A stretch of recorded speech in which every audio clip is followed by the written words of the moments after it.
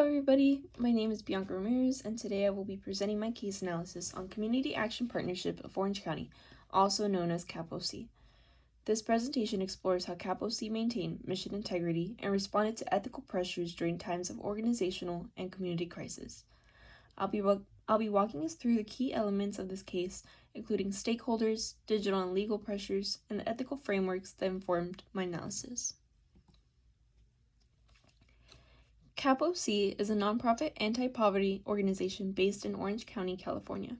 Its mission is to end and prevent poverty by strengthening communities through food access, education and economic empowerment, and housing support. During the COVID-19 pandemic, CAPOC faced extreme challenges. Food insecurity doubled, funding channels shifted rapidly, and staff burnout escalated. Amid this crisis, CAPOC struggled to balance urgent service delivery with internal well-being and mission alignment. This raised critical questions about ethical leadership and nonprofit responsibility under stress.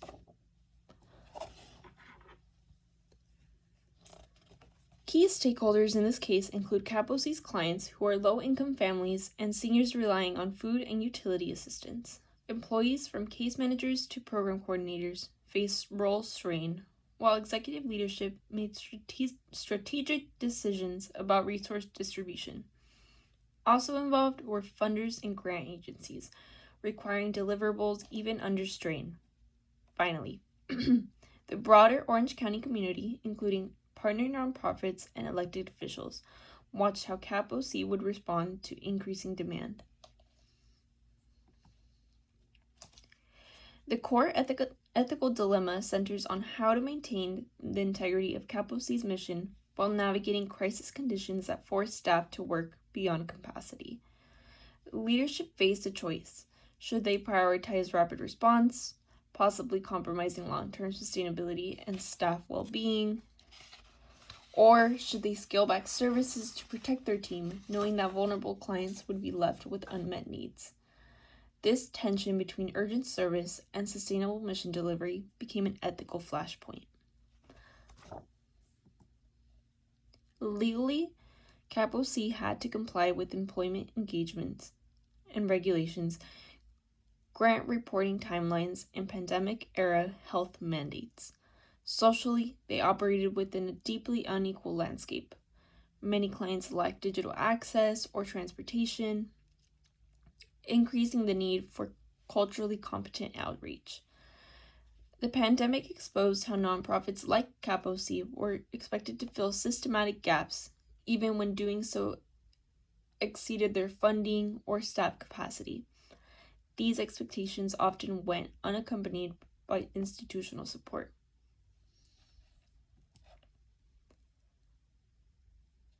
Using an ethics of care framework, the organization's actions prioritize relational responsibility, serving clients while also attending to staff well-being. CAPOC attempted to center compassion and community, but sometimes unintentionally reinforced burnout culture. The dilemma could also be viewed as through a justice lens, balancing fairness to clients with fairness to workers. Ethical practice in nonprofits must go beyond compliance. It must ask how we treat those who do the caretaking, not just those being served. Digital pressures added another layer. CAPOC had to rapidly transition to online case management systems, Zoom-based team meetings, and digital intake forms for clients, many of whom lacked email addresses or even Wi-Fi. Staff were expected to learn new systems with little training while still meeting output demands. These pressures highlight the digital divide that affects both clients and frontline staff. Ethical nonprofit work in today's landscape requires digital equity, not just for the public, but internally as well.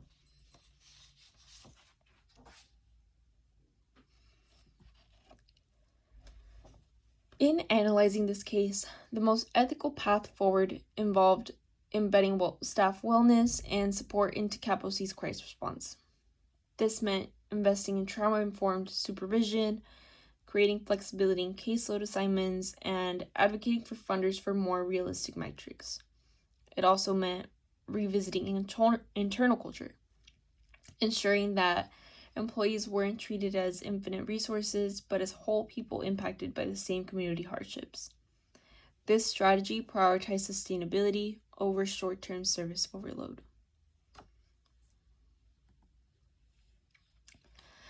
My analysis draws on several ethical frameworks. First, the ethics of care, which emphasizes relationships, mutual responsibility, and the moral importance of attending to vulnerability.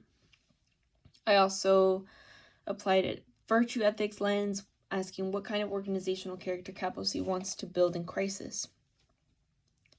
CAPOC's integrity is measured not just by how many families it serves, but by how it treats those doing the serving. A mission-aligned ethical culture requires both compassion and accountability. My personal shift. This case shifted how I see ethics, not just as rules, but as practices shaped by real conditions like underfunding, burnout, and digital access. I used to think ethics was mostly about external decisions, but I see now it's also about internal organizational culture. As someone working in the nonprofit sector, I've realized how easily mission-driven people can be overextended.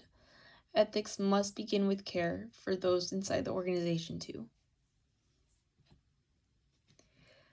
Transparency became a key leadership strategy. CAPOC leadership began holding weekly debriefs and offered anonymous staff surveys to service needs. But transparency without engagement isn't enough. A more sustainable approach would include participatory decision-making, which would let staff co-create priorities and pushing back against top-down directives that may not reflect frontline realities. Ethics is not just the way we say it, it's how we include people in shaping how we work.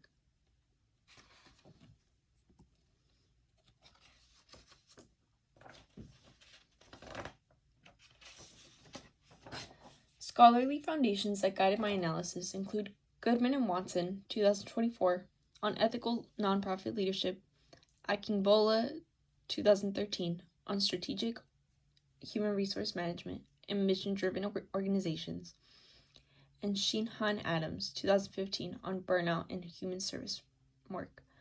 These sources emphasize the need for capacity building, employee voice, and value-based strategy. In times of crisis, nonprofits must resist the urge to become reactive machines and instead hold firm to their relational and ethical roots. In conclusion, CAPOC's case is not just about surviving crisis, but it's about how we carry our values during crisis. Ethics is not an afterthought. It's the foundation of sustainable nonprofit work.